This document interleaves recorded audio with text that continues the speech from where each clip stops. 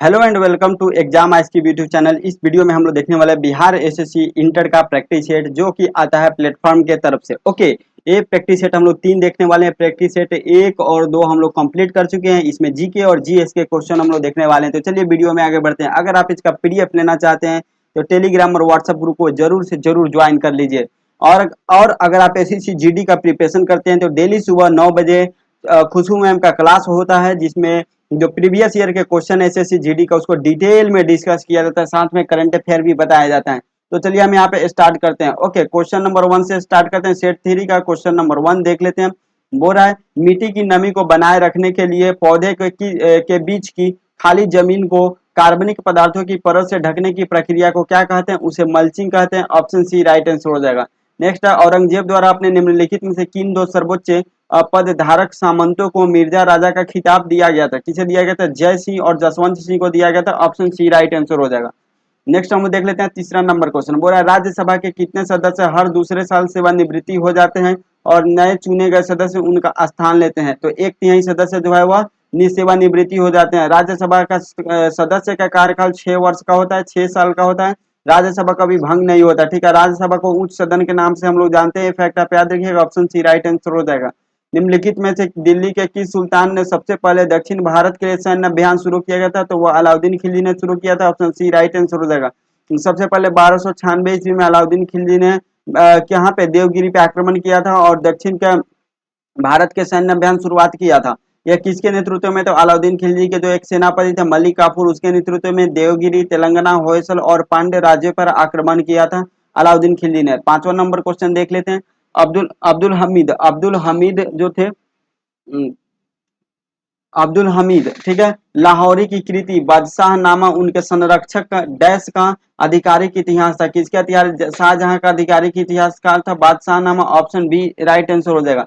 Next 6 number question. पुर्तगालियों द्वारा गोवा पर कब्जा कब किया गया था? 1510 ईस्वी में किया गया था।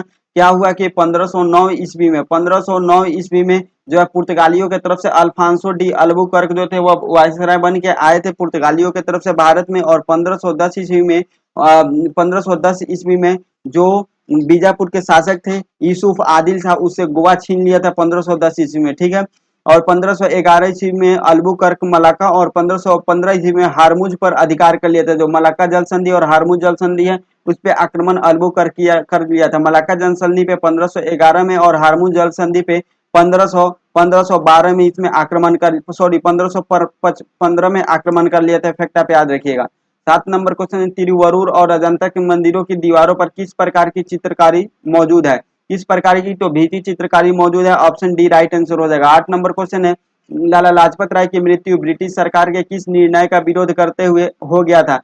किसका विरोध करते हुए लाला लाजपत राय पर लाठीचार्ज किया गया था? साइमन कमीशन का विरोध करते हुए। ऑप्शन ए राइट आंसर हो जाएगा। 1928 में साइमन कमीशन का विरोध करते हुए लाहौर में जब ये विरोध कर रहे थे वहीं पे इन पर लाठीचार्ज किया गया था और इनकी मृत्यु हो गई थी। उस समय लाला लाजपत राय के द्वारा यह कथन या ये वाक्य बोला गया था कि मेरी पीठ पर पड़ी एक एक लाठी जो है वह अंग्रेजों के लिए ताबूत की कील साबित होगी। ये लाला लाजपत राय के द्वारा बोला गया था। ये फैक्ट आप याद रखिएगा। ओके, नेक्स्ट हम लोग देखते हैं 9 नंबर क्वेश्चन। बोला प्लासी के युद्ध में ब्रिटिश ईस्ट इंडिया कंपनी के सैन्य बल का नेतृत्व किसने किया था? सैन्य बल का नेतृत्व रॉबर्ट क्लाइव ने किया था। ऑप्शन बी राइट आंसर हो जाएगा। The God of small things उपन्यास किसने लिखा है? The God of small things उपन्यास लिखा गया है अरुंधति रॉय के द्वारा। बहुत बहुत इंपॉर्टेंट क्वेश्चन है, बहुत सारे एग्जाम में आ चुका है। बिहार के लगभग सभी एग्जाम में क्वेश्चन आया हुआ है। 11 नंबर क्वेश्चन है। दादा भाई नौरोजी किस वर्ष यूनाइटेड किंगडम में हाउस ऑफ कॉमन्स के पहले भारतीय सदस्य बने थे या कब बने थे? 1892 में बने थे। 12 नंबर क्वेश्चन है। डॉक्टर बी आर अम्बेडकर को वर्ष डैश में भारत रत्न प्रदान किया गया था? कब प्रदान किया गया था? तो यह 1900 ईस्वी में प्रदान किया गया था। Option C right answer. 1990 में प्रदान किया गया था। ऑप्शन सी राइट आंसर हो जाएगा। सत्यार्थ प्रकाश पुस्तक डैश द्वारा लिखी गई थी? सत्यार्थ प्रकाश जो पुस्तक है स्वामी दयानंद सरस्वती के द्वारा लिखा गया था। ऑप्शन ए राइट आंसर हो जाएगा। जो दयानंद सरस्वती थे यह कब लिखे थे? 1875 ईस्वी में। 1875 ईस्वी में जो है वह सत्यार्थ प्रकाश पुस्तक इन्हीं के द्वारा लिखा गया था। याद रखिएगा। ठीक है, दयानंद सरस्वती का बचपन का नाम क्या था? मूल शंकर इनके बचपन का नाम था। दयानंद सरस्वती का बचपन का नाम मूल शंकर था। वेदों की ओर लौटो का नारा किसने दिया था? स्वामी दयानंद सरस्वती के द्वारा ही, दयानंद सरस्वती के द्वारा ही दिया गया था वेदों की ओर लौटो। और हरिद्वार में कुंभ मेले में पाखंड पाखंड पाखंड खंडनी पताका किसने फहराया था? दयानंद सरस्वती के द्वारा फहराया गया था। इस फैक्ट इनसे याद रखिएगा। 14 नंबर क्वेश्चन है, डैश में बुइचुंग भूटिया के नाम से एक फुटबॉल स्टेडियम उनके जन्म स्थल के पास निर्मित किया गया था। किस कहाँ पे? तो सिक्किम में, सिक्किम में स्थित किया गया था। Option C right answer, Bhaichung Bhutia के नाम पे सिक्किम में किया गया था। ठीक है, जो एक भारतीय फुटबॉलर थे, बुचिंग भूटिया के नाम पे रखा गया था और ये भारतीय फुटबॉलर है। ठीक है, चलिए। और 1995 से फुटबॉल क्रिकेट खेल रहे हैं और 2011 में इन्होंने संन्यास भी ले लिया था। 15 नंबर क्वेश्चन है, निम्नलिखित में से कौन सा बादशाह गुजरात राज्य में स्थित है? कौन सा बंदरगाह, माफ कीजिएगा यहाँ पे बंदरगाह है, कौन सा बंदरगाह गुजरात में स्थित है? हजीरा बंदरगाह जो है गुजरात में स्थित है। ऑप्शन बी राइट आंसर हो जाएगा। ठीक है, गुजरात के सूरत शहर में स्थित है हजीरा बंदरगाह। ठीक है, और नेक्स्ट हम लोग देख लेते हैं 16 नंबर क्वेश्चन, हृदय का जो संबंध कार्डियोलॉजी से है वही संबंध वृक्क का किससे है? तो वृक्क का जो है वह नेफ्रोलॉजी से। ऑप्शन बी राइट आंसर हो जाएगा। यहाँ से रीजनिंग का क्वेश्चन स्टार्ट हो चुका है। हम चलते हैं डायरेक्ट जीके के क्वेश्चन पे। ठीक है, जीके के क्वेश्चन हमको यहाँ पे मिलता है। डायरेक्ट क्वेश्चन नंबर, एक मिनट थोड़ा सा जूम यहाँ पे हटा देते हैं और डायरेक्ट आप क्वेश्चन नंबर आ जाइए। कितने नंबर क्वेश्चन? तो 41 नंबर क्वेश्चन पे डायरेक्ट आपको जीके का क्वेश्चन मिलेगा। चलिए देख लेते हैं। अगर पी प्रतिरोधकता वाले एक धातु के तार को चार बराबर भागों में काटा जाता है काटा जाता है तो प्रत्येक भाग की प्रतिरोधकता कितनी होगी? प्रत्येक भाग का जो प्रतिरोधकता है वह पी ही रहेगी। ऑप्शन डी राइट आंसर है। कितना ही रहेगी? वह पी ही रहेगी। ठीक है, ये फैक्ट आप याद रखिएगा। नेक्स्ट हम लोग देख लेते हैं, प्रतिरोधकता का यूनिट क्या होता है? ओम मीटर होता है। क्या होता है? ओम मीटर होता है प्रतिरोधकता का यूनिट। यदि स्प्रिंग में धारा प्रवाहित की जाती है तो स्प्रिंग क्या होती है? स्प्रिंग में क्या बदलाव होती है? तो वह संकुचित हो जाती है। ऑप्शन ए राइट आंसर हो जाएगा। ऑप्शन ए 42 का। चलिए अब हम लोग देख लेते हैं 43 नंबर क्वेश्चन और फिर से क्वेश्चन को थोड़ा सा जूम करते हैं ताकि आप लोग को अच्छा से दिखाई दे। 43 नंबर क्वेश्चन बोल रहा है, कक्षा में सबसे पीछे बेंच पर बैठा कोई विद्यार्थी श्यामपट्ट पर लिखे अक्षरों को पढ़ सकता है परंतु पाठ्य पुस्तक में लिखे अक्षरों को नहीं पढ़ सकता। निम्नलिखित में से प्रकथन सही है। निम्नलिखित में से कौन सा प्रकथन सही है? तो अगर दूर के वस्तु को देख सकता है लेकिन नजदीक के वस्तु को नहीं देख सकता है तो उसे निकट बिंदु से दूर हो गया है, यानी निकट दृष्टि दोष की उसके बीमारी हो गई है। ऑप्शन ए यहाँ पे राइट आंसर हो जाएगा। ठीक है, निकट दृष्टि दोष, ये फैक्ट आप याद रखिए। कौन सा? निकट दृष्टि दोष की उसकी बीमारी हो गई है। और दो होता है निकट दृष्टि दोष और दूर दृष्टि दोष। ठीक है, तो और जो आंख का जो देखने का एक जो है कि आप नॉर्मल कितने दूरी पर अच्छा से देख सकते हैं तो 25 सेंटीमीटर पे जो है वह आसानी से आप देख सकते हैं। और निकट दृष्टि दोष जो बीमारी है इसको खत्म करने के लिए अवतल लेंस का प्रयोग किया जाता है और दूर दृष्टि दोष बीमारी को खत्म करने के लिए कौन सा बीमारी खत्म कौन सा लेंस का? तो उत्तल लेंस का प्रयोग किया जाता है। ठीक है, याद रखिएगा। नेक्स्ट हम लोग देख लेते हैं 44 नंबर क्वेश्चन। 44 नंबर क्वेश्चन, निम्नलिखित में से कौन सा आर्किमिडीज के सिद्धांत पर आधारित नहीं है? आर्किमिडीज के सिद्धांत पर कौन सा आधारित नहीं है? तो हवाई जहाज के पंखों को डिजाइनिंग जो है आर्किमिडीज के सिद्धांत पर आधारित नहीं है। ऑप्शन बी राइट आंसर हो जाएगा। जहाज और पनडुब्बियों की डिजाइनिंग जो है आर्किमिडीज के सिद्धांत पर आधारित है। हाइड्रोमीटर और इलेक्ट्रोमीटर सब आर्किमिडीज के सिद्धांत पर आधारित है। 45 नंबर क्वेश्चन है, गुरुत्वाकर्षण के नियम में गुरुत्वाकर्षण बल क्या होता है? गुरुत्वाकर्षण के नियम में जो है गुरुत्वाकर्षण बल का क्या रोल है? तो वह द्रव्यमान रखने वाले किन्हीं भी दो पिंडों के बीच होता है। ऑप्शन सी राइट आंसर हो जाएगा। जैसे ए दो पिंड है, एक पॉजिटिव है, ए एक निगेटिव पिंड है। ठीक है, तो इनके बीच एक दूसरे को अट्रैक्ट करेंगे तो क्या होगा? इन दोनों के बीच जो बल लगेगा अट्रैक्ट करते टाइम उसी को हम बोलेंगे गुरुत्वाकर्षण बल। लेकिन वहीं दो और डिफरेंट सेम चार्ज करेंगे तो एक दूसरे को दूर हटाएंगे तो इन लोग के बीच जो है गुरुत्वाकर्षण बल इन लोग के भी रहेगा अपना अपना गुरुत्वाकर्षण कर, लेकिन ये लोग अपोजिट जो है एक दूसरे को धकेलेंगे। 46 नंबर क्वेश्चन है, मानव आंखों में निकट दृष्टि दोष को क्या कहा जाता है? मानव आंखों में निकट दृष्टि दोष को मायोपिया कहा जाता है। ऑप्शन ए राइट आंसर हो जाएगा। सूर्योदय या सूर्यास्त के समय सूर्य का रंग लाल दिखता है क्यों दिखता है? सूर्योदय और सूर्यास्त के समय जो सूर्य का रंग है वह लाल क्यों दिखता है? ये आपको बताना है। लाल इसलिए दिखता है क्योंकि यह बड़ी तरंग दैर्ध्य का प्रकाश कम प्रकीर्णन होता है। ऑप्शन ए राइट आंसर होगा। यानी जो लाल रंग होता है उसका प्रकीर्णन कम होता है। क्यों प्रकीर्णन कम होता है? क्योंकि लाल का जो है तरंग दैर्ध्य वो सबसे अधिक है, वहीं बैगनी कलर का प्रकीर्णन सबसे अधिक होता है और उसका तरंग दैर्ध्य कम होता है। नेक्स्ट हम देख लेते हैं 48 नंबर क्वेश्चन, निम्नलिखित में से कौन सा प्रकाश का अपवर्तन का उदाहरण नहीं है? प्रकाश का अपवर्तन का उदाहरण नहीं कौन नहीं है? तो अस्त होते हुए सूर्य का रंग का लाल होना यह प्रकाश का अपवर्तन का उदाहरण नहीं है। या किसका उदाहरण है? प्रकीर्णन का उदाहरण। ठीक है, याद रखिएगा प्रकीर्णन का उदाहरण है। नेक्स्ट है 49 नंबर क्वेश्चन, ध्वनि की गति v और माध्यम का घनत्व p के मध्य यह रिश्ता है, उसके बीच का क्या रिश्ता है? उसके बीच के v square directly proportional to 1/p। Option A right answer हो जाएगा। नेक्स्ट हम देख लेते हैं 50 नंबर क्वेश्चन, निम्नलिखित में से किसका इलेक्ट्रॉनिक विन्यास 2, 8, 13 और 1 है? किसका इलेक्ट्रॉनिक विन्यास 2, 8, 13 और 1 है? किसका है? तो बस क्रोमियम का है, ऑप्शन ए राइट आंसर हो जाएगा। 2, 8, 13 क्रोमियम का है, 8 2 10, 10 13, 10 और 13 23 और 24 का किसका होता है? क्रोमियम का होता है। ठीक है, याद रखिएगा। सिल्वर का सिंबल एजी होता है, कॉपर का सीयू होता है और पैलेडियम का पीडी होता है symbol. Next 51 number question, dash Bharat के उत्तर पूर्वी भाग में की जाने वाली स्थानांतरित कृषि का एक रूप है? कौन सा यह रूप है? तो यह है झुमिया। झुमिया जो है उत्तर पूर्वी भाग में की जाने वाली एक स्थानांतरित कृषि का एक रूप है झुमिया, ऑप्शन डी राइट आंसर हो जाएगा। धूपगढ़ की पहाड़ियां किस राज्य में स्थित है? धूपगढ़ की पहाड़ियां जो है मध्य प्रदेश में स्थित है। और काकोलत जलप्रपात बिहार के किस जिला में स्थित है? यह नवादा में स्थित है, ये भी फैक्ट याद रखिएगा। 54 नंबर क्वेश्चन है, मारे गए गुलफाम बिहार के किस साहित्यकार की रचना है? यह फणीश्वर नाथ रेणु की है, ऑप्शन सी राइट आंसर हो जाएगा। नेक्स्ट है, बिहार का पहला मेगा फूड पार्क कहाँ स्थापित की गई है? ये करंट का क्वेश्चन है, मुजफ्फरपुर में स्थापित की गई है। बिहार विभूति उपनाम से निम्न में से किसे जाना जाता है? बिहार विभूति उपनाम से अनुग्रह नारायण सिंह को जाना जाता है, ऑप्शन ए राइट आंसर हो जाएगा। 57 नंबर क्वेश्चन है, एशियाई देश लेबनान की राजधानी कहाँ है? लेबनान की राजधानी बेरूत है, ऑप्शन ए राइट आंसर हो जाएगा। मराठों और अफगानिस्तान के शासक अहमद शाह दुरानी के बीच पानीपत की तीसरी लड़ाई किस वर्ष हुई थी? पानीपत की तीसरी लड़ाई 1761 में हुआ था। मराठों और अहमद शाह अब्दाली के बीच, ऑप्शन सी राइट आंसर हो जाएगा। अहमद शाह अब्दाली को जो है वो दुर्रे दुरानी या अहमद शाह दुरानी के नाम से भी जानते हैं। 59 नंबर क्वेश्चन है, जापान संयुक्त राष्ट्र का सदस्य कब बना था? जापान संयुक्त राष्ट्र का सदस्य कब बना था, ये आपको बताना है। तो वह बना था 1956 में, ऑप्शन सी राइट आंसर हो जाएगा। 1956 में बना था। संयुक्त राष्ट्र की स्थापना कब किया गया था? 14 अक्टूबर 1945 को किया गया था। वर्तमान में इसमें कितने 193 देश हैं और 193वां जो देश है वह दक्षिणी सूडान है। कौन है? दक्षिणी सूडान, साउथ सूडान है। और ये कब बना था? 2011 में संयुक्त राष्ट्र का सदस्य बना था। जनगणना 2011 के अनुसार निम्नलिखित में से किस राज्य में जनगणना जनसंख्या घनत्व भारत में सबसे अधिक है? इस राज्य जो निम्न यहाँ पे जो राज्य दिया गया है उसके बारे में पूछा जा रहा है। तो सर्वाधिक जनसंख्या घनत्व अरुणाचल प्रदेश, सबसे कम जनसंख्या घनत्व अरुणाचल प्रदेश में, ऑप्शन डी राइट आंसर हो जाएगा। यहाँ पे 17 व्यक्ति जो है पर किलोमीटर प्रति वर्ग किलोमीटर स्क्वायर में केवल और केवल 17 व्यक्ति रहते हैं। 61 नंबर है, भारत में निम्नलिखित में से किस बंदरगाह का नया नामकरण करते हुए दीनदयाल उपाध्याय बंदरगाह के नाम से रखा गया? दीनदयाल बंदरगाह रखा गया, या आप दीनदयाल उपाध्याय बंदरगाह के नाम से भी आप बोल सकते हैं। वह है कांडला बंदरगाह, जो कहाँ स्थित है? गुजरात में स्थित है। ठीक है, गुजरात में स्थित है। और भारत का एकमात्र ज्वारीय बंदरगाह है कांडला बंदरगाह।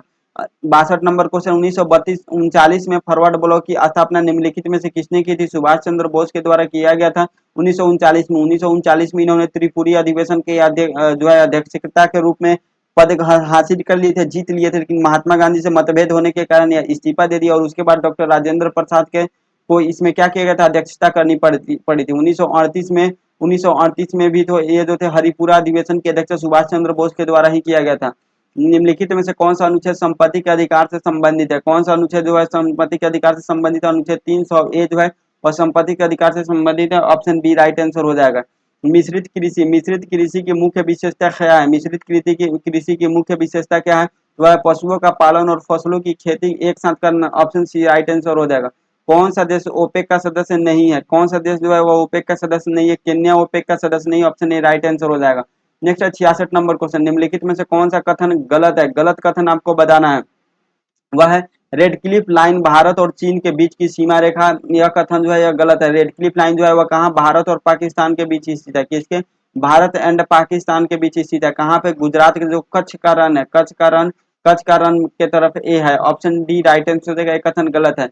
64 नंबर है, निम्नलिखित में से कौन से कर केंद्र सरकार द्वारा संग्रहित नहीं किए जाते? कौन सा कर जो है केंद्र सरकार द्वारा नहीं लिए जाते हैं? तो वृत्ति और स्टाम्प शुल्क जो है वह केंद्र सरकार द्वारा नहीं, राज्य सरकार द्वारा लिए जाते हैं, ऑप्शन डी राइट आंसर हो जाएगा।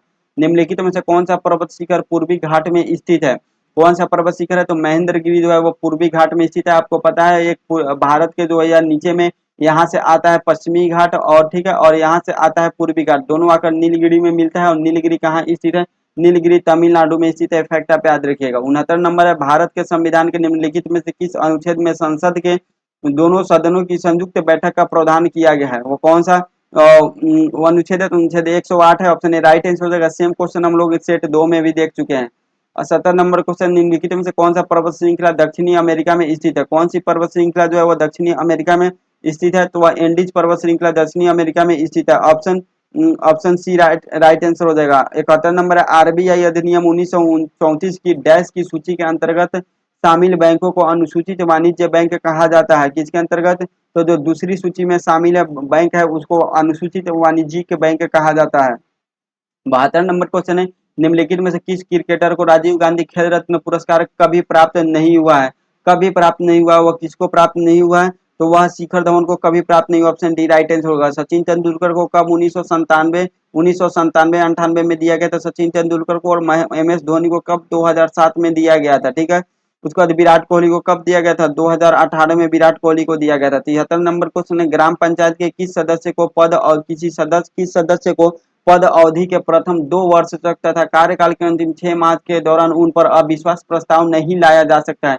किस पे अविश्वास प्रस्ताव नहीं लाया जा सकता है? तो मुखिया और उप मुखिया पे नहीं लाया जा सकता है, प्रथम 2 वर्ष तक और अंतिम के 6 माह तक। ऑप्शन सी राइट आंसर हो जाएगा। नेक्स्ट है 74 नंबर क्वेश्चन, नगर पालिका के अभिप्राय भारतीय संविधान के किस अनुच्छेद में है?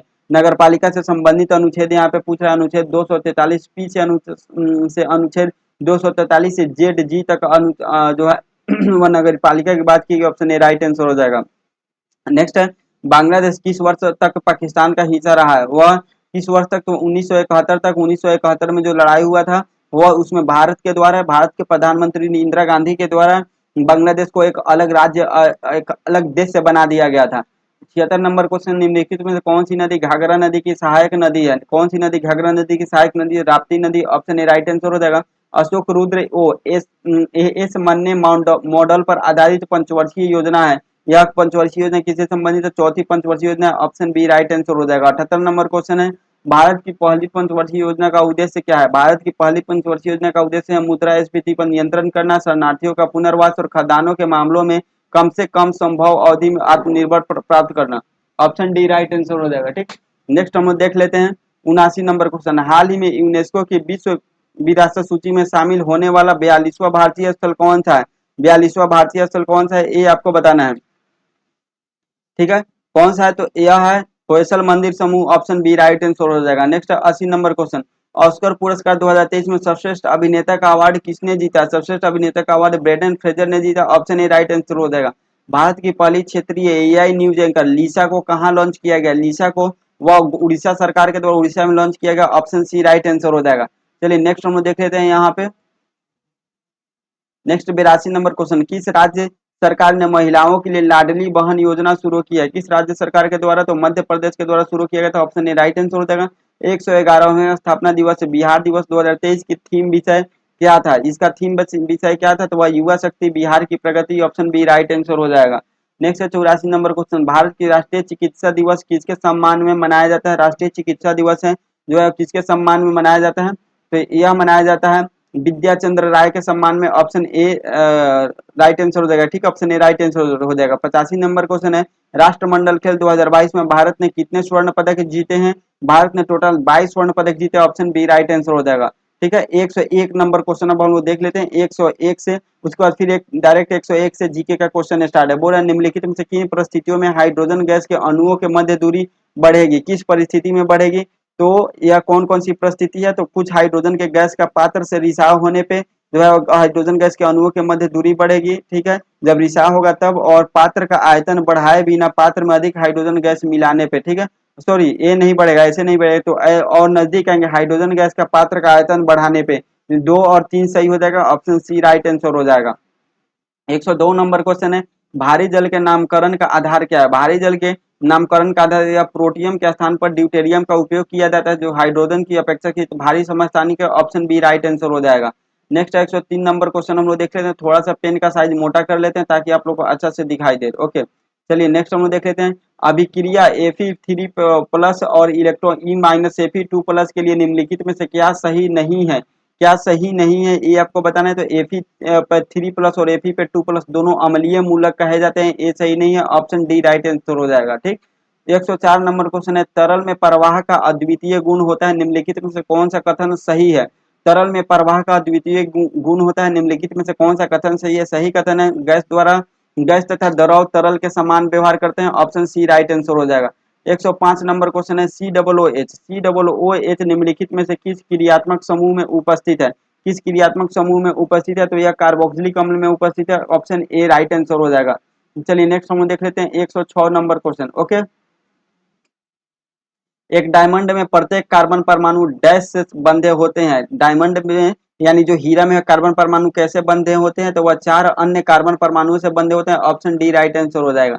107 नंबर है, गंदे सार्वजनिक मूत्रालय में से निम्न में से गैस निकलती है, वो कौन सी गैस निकलती है? अमोनिया गैस निकलती है, ऑप्शन ए राइट आंसर हो जाएगा, जिसको हम लोग NH3 के नाम से बोलते हैं। ठीक है, 108 नंबर क्वेश्चन, एक कार्बन क्रेडिट में डैश शामिल होती है, क्या शामिल होती है कार्बन क्रेडिट में? तो 1000 किलोग्राम कार्बन डाइऑक्साइड शामिल होती है, ऑप्शन ए राइट आंसर हो जाएगा।